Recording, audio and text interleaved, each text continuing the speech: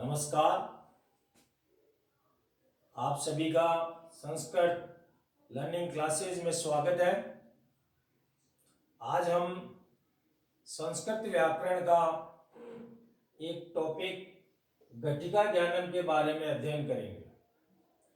विशेष तौर से कक्षा 10 के विद्यार्थी उनकी बोर्ड परीक्षा में एक 22 नंबर का प्रश्न आता है घटिका ज्ञान के संदर्भ में, यानी घड़ी के ज्ञान के संदर्भ में 22 नंबर का प्रश्न आता है।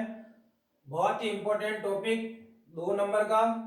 आप थोड़ा सा इधर ध्यान दे लीजिए, आपको अच्छी प्रकार से समझ में आ जाएगा और आप चुटकी में ये 2 नंबर के सवाल आराम से कर लोगे। बोर्ड पेपर में प्रश्न क्या आता है? घटिका चित्र से साहतया अंकानाम स्थाने संस्कृत शब्देषु समय लेखनम करोतु। घटिका चित्र की सहायता से अंकों के स्थान पर संस्कृत शब्दों में समय लेखन करना है। इस प्रकार एक घड़ी बनी हुई होगी। इस घड़ी में आपको समय दर्शाया गया है। इस घड़ी में क्या दर्शाया गया है? समय दर्शाया गया है। और एक घड़ी नीचे बनी हुई होती है, इस घड़ी में भी समय दर्शाया हुआ है। दोनों घड़ियों के सामने 2 वाक्य लिखे हुए हैं। पहला वाक्य है रामः प्रातः वादने उत्तिष्ठति। दूसरा है वंशिका वादने गृह कार्यम करोति। राम प्रातः वादने उत्तिष्ठति यानी राम सुबह बजे उठता है। अब इस घड़ी में आपको देखना है, इस घड़ी में आप देखो कि छोटा सुइया हमेशा घंटे को बताता है और बड़ा सुइया हमेशा मिनट को बताता है। तो इस घड़ी में आप देखो 5 बजे हुए। कितने बजे हुए हैं? 5। जब आपको घड़ी में समय देखना आ गया तो ये टॉपिक आपके बहुत ही सरल हो जाता है। आप घड़ी में देखो 5 बजे हुए तो राम है प्रातः। अब 5 को संस्कृत में क्या कहते हैं? पंच। क्या कहते हैं? पंच। तो राम प्रातः पंच वादने उत्तिष्ठति। राम प्रातः 5 बजे उठता है। और ये आपका प्रश्न सही हो जाएगा और 1 नंबर आ जाएगा। दूसरा प्रश्न, इस घड़ी में आप देखो 7:30 बजी हुई है। क्या बजी हुई है? 7:30 बजी हुई है। अब यहां आपको वंशिका वादने गृह कार्यम करोति। वंशिका बजे गृह कार्य करती है। अब यहां पर क्या लिखा हुआ है? 7:30। क्या लिखा हुआ है? 7:30। तो 7 को संस्कृत में कहते हैं सार्ध। क्या कहते हैं? सार्ध। और 7 को संस्कृत में क्या कहते हैं? सप्त। तो सार्ध सप्त वादने गृह कार्यम करोति। वंशिका 7:30 बजे गृह कार्य करती है। और ये भी आपका सही हो जाएगा और 1 नंबर आ जाएगा। इस प्रकार बोर्ड परीक्षा में प्रश्न आता है। अब मैं आपको घटिका ज्ञानम इस प्रकरण के संदर्भ में विस्तृत चर्चा करूंगा कि आपको ये कैसे सीखना है। वाक्य आपको समझ में आ गया, परीक्षा में आपको मालूम चल गया कि परीक्षा में पेपर में प्रश्न कैसा आता है। अब मैं आपको समझाता हूं इस टॉपिक के बारे में विस्तृत अध्ययन। जैसे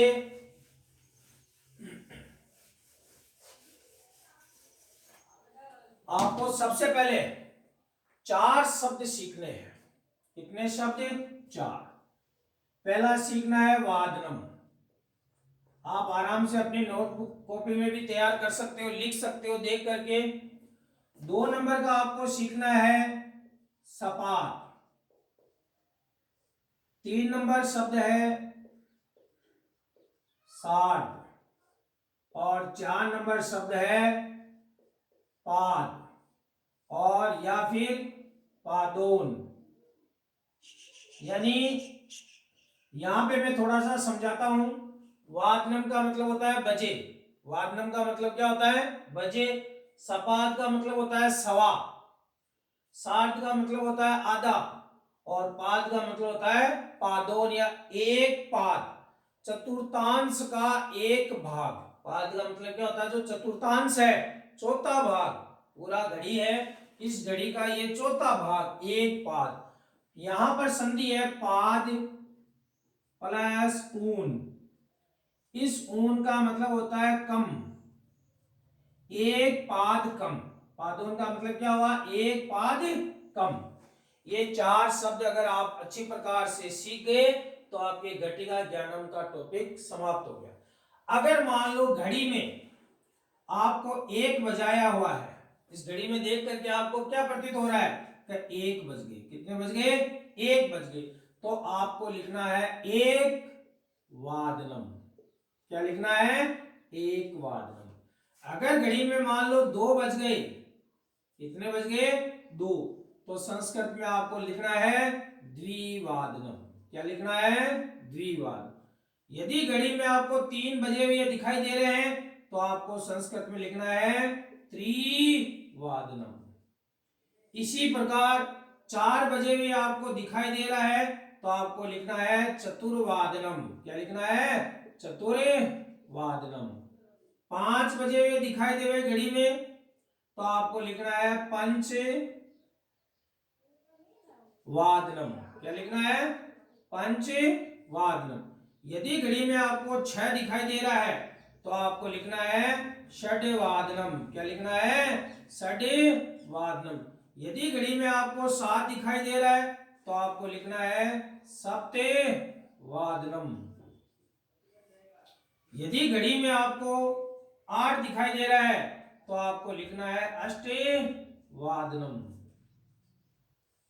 यदि घड़ी में आपको 9 बजे दिखाई दे रहा है, 9 बज रहे इस घड़ी में, तो आपको लिखना है नवे वादनम। और यदि घड़ी में आपको 10 दिखाई देवे तो आपको लिखना है 10 वादनम। और यदि 11 दिखाई दिया आपको घड़ी में तो आपको लिखना है एकादश। 1 और 10, एकादश वादनम। और यदि 12 दिखाई देवे तो आपको लिखना है द्वादश वादनम। ऐसे आपको 1 से लगा करके 12 तक का समय लिखना गया। अब बात आती है यहाँ पर सीधा सीधा 1 बजा हुआ होता है तब तो हम लिख देते हैं, 2 बजे हुए लिखे होते हैं तो भी लिख देते हैं, 3 बजे घड़ी में है 3 बजे तो भी लिख देते हैं, 4 बज गए तो भी लिख देते हैं, 5 बज गए तो भी लिख देते हैं। लेकिन यदि मान लो घड़ी में यहां पर बड़ा आ जाए और यहां पर ये छोटा आ जाए, इसका मतलब क्या हो गया, 1:15 बज गया। क्या बज गया, 1:15। अब 1:15 को, सवा को संस्कृत में हम क्या कहते हैं, सपाद। क्या कहते हैं, सपाद। तो ये सपाद शब्द इसके पहले लग जाएगा और बाद में बजे लिखेंगे, क्योंकि हम पहले बोलते हैं 1:15। पहले क्या बोलते हैं, 1:15। तो यहां पर अपन सवा का बनाना स्टार्ट करेंगे तो सपाद एक वादनम। सपाद एक वादनम। अब यहां पर क्या होता है, एक संधि हो जाती है बेटे। इस दय में ए या आ के बाद में यदि ए या आई आ जाता है तो यहां पर वृद्धि आदेश हो जाता है। वृद्धि संधि के अनुसार तो यहां पर वृद्धि आदेश आई आदेश होता है। आई का मतलब होता है 2 मात्रा। तो इसका हम शुद्ध रूप क्या लिखेंगे फिर, सपादेई एक वादनम। इस प्रकार हम सभी के बना सकते हैं। हम त्रि के बनाएंगे तो सपाद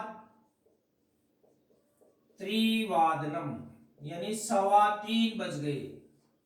अगर मान लो घड़ी में छोटा सुइया आपको यदि मान लो 6 का लिखा हुआ है और यहां पर ये 6:15 बजे हुए है, आपको दिखाई दे रहे हैं कि 6:15 बज गए, तो भी हम क्या बनाएंगे, सपाद षटवादनम, यानी 6:15 बजे। यदि मान लो आपको घड़ी में 10:15 बज गए, घड़ी में क्या बज गए, 10:15, तो आप बनाओगे सपाद 10 वादनम। क्या बनाओगे, सपाद 10 वादनम। यदि 11 बज गए तो यहां पर संधि हो जाएगी, तो यहां पर अपन बनाएंगे सपादेई। यहां पर सपादे एकादश, तो एका में सपादेई एकादश वादनम। 12 बनेगा तो सपाद द्वादश वादनम। इस प्रकार हम सवाक्य बना लेंगे। अगर मान लो अगला इसी प्रकार यदि हमारे सार्ध का बनाना हो, किसका बनाना हो, सार्ध का यानी आधे का, यदि घड़ी में 1:30 बज गए तो क्या बनाओगे, तो यहां पर सार्ध एकवादनम, इसका संधि बना करके सार्धई एकवादनम, 2 का बनाओगे यानी 2:30 बज जाएंगे, 2:30 बजेंगे घड़ी में, तो हम बनाएंगे सार्ध द्विवादनम। और यदि 3:30 बज गए तो बनाएंगे सार्ध त्रिवादनम। कितना सरल हो गया है ये टॉपिक, आसान हो गया। 4 बनाएंगे तो बनाएंगे हम सार्ध चतुर्वादनम। इसी प्रकार हम 5 के भी, 6 के भी, 6:30, 7:30, 8:30, 9:30, 10:30, अगर मान लो 10:30 का बनाएंगे तो सार्ध एकादशवादनम। इसी प्रकार हम 12:30 का बनाएंगे सार्ध द्वादश वादनम। हुआ ना आसान ये टॉपिक। अगर मान लो 1:45, 1:45, 3:45, 4:45, 5:45, 6:45, 7:45 अगर घड़ी में दिखाई दे रहा है तो यहां पर अगर 1:45 के बनाएंगे तो पादोन, एक पाद कम, 4 पाद होते हैं, 4 में से एक पाद कम, तो पादोन एक वादनम, पादोन एक वादनम। यहां पे जोड़ेंगे तो पादोनी एक वादनम। 1:45 पादोन द्विवादनम।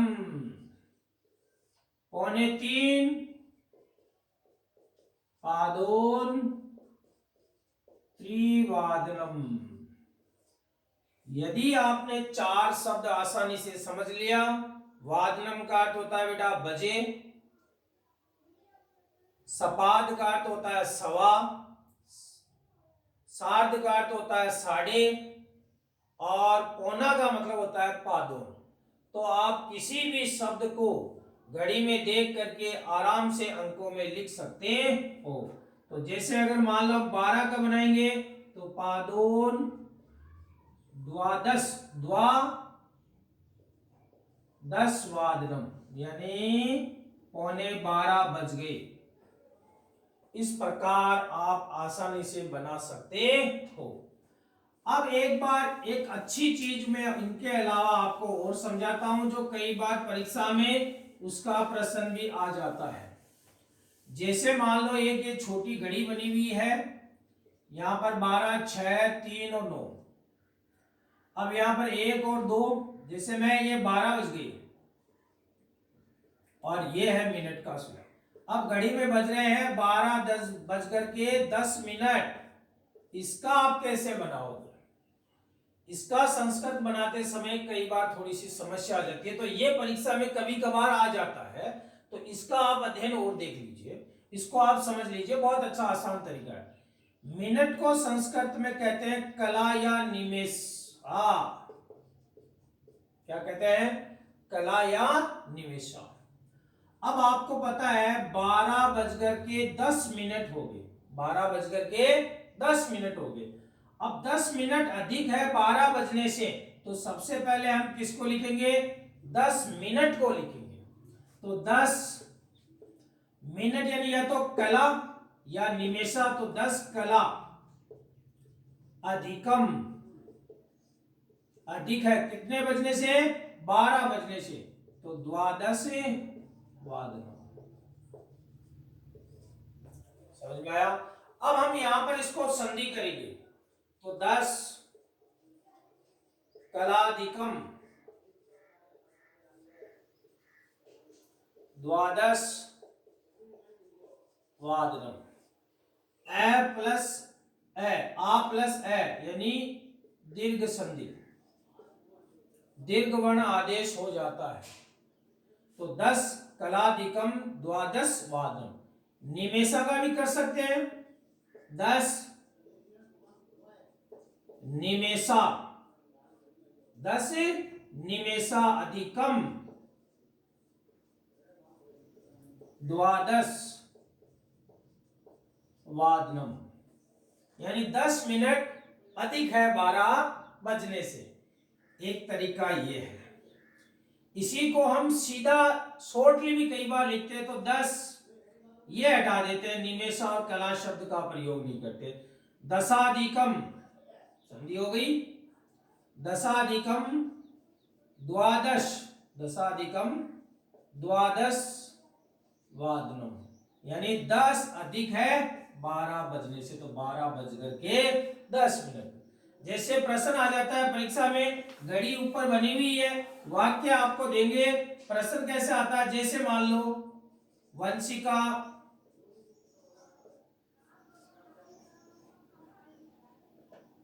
वादने आपणम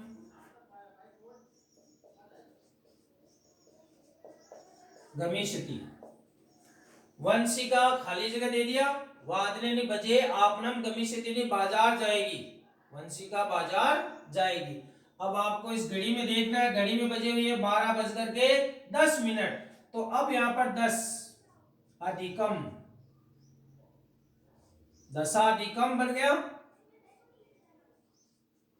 द्वादश वादन। इस प्रकार आपको बनाना है। आई बात समझ में? अगर मान लो यहां पर 5 मिनट का भी हो सकता है, तो 5 मिनट में हम क्या करेंगे, पंच, वही कला अधिकम द्वादश वादनम, यानी 5 मिनट अधिक हो तो भी आप बना सकते हो, 10 मिनट अधिक हो तो भी आप बना सकते हो। 15 पे आते ही अपन सपाद शब्द को कहां में लेंगे, यदि मान लो इसी प्रकार यहां पर 9 बजे हुए हैं और यहां पर आ गया, अब आपको प्रतीत हो रहा है कि 9 बजकर के 20 मिनट हो गए, 9 बजकर के 20 मिनट हो गए। अब इसका भी हम बना सकते हैं, 20 मिनट हो गए, 20 मिनट अधिक है 9 बजने से, तो 20 को संस्कृत में क्या कहते हैं, विंशति, विंशति अधिकम नववादने, नववादनम। 20 अधिक है 9 बजने से, या फिर विंशति कला अधिकम नववादनम, या फिर विंशति निमेषा अधिकम नववादनम। इसको हम संधि युक्त करके लिखेंगे। अब यहां पर देखो संधि हो जाती है, ई के बाद में अ आने के बाद, अ आने पर यण संधि के अनुसार, कौन सी संधि के अनुसार, यण संधि, यहां पर ई के स्थान पर यह आदेश हो जाता है, तो विंशति, ई गया आधा तय और यह, फिर अधिकम, विंशति अधिकम नववादनम, ये भी बन सकता है। इसके अलावा इसको हम जोड़ेंगे यहां पे संधि, तो विंशति कला रहेगा, क्योंकि यहां पर तो संधि हो गई थी, ई के बाद में अ आने पर ई के स्थान पर यह आदेश हो जाता है यण संधि के अनुसार, विंशति कला। अब यहां पर अ प्लस आ प्लस अ यानी दीर्घ संधि, तो कला अधिकम नववादनम। इस प्रकार आप बना सकते हो। तो मुझे लगता है ये घटिका ज्ञानम प्रकरण का वीडियो आपको अच्छी प्रकार से समझ में आया होगा। आगे भी इसी प्रकार वीडियो एक एक व्याकरण के प्रकरण के संदर्भ में, टॉपिक के संदर्भ में समय समय पर आपको अपलोड करवा दी जाएगा। इसलिए आप सभी इस YouTube पे आप खोलना Sanskrit learning classes bye MK Kumawat द्वारा, और वहां पर नीचे जो सब्सक्राइब का जो कॉलम है उसको आप सब्सक्राइब करें। धन्यवाद। जय हिंद, जय भारत।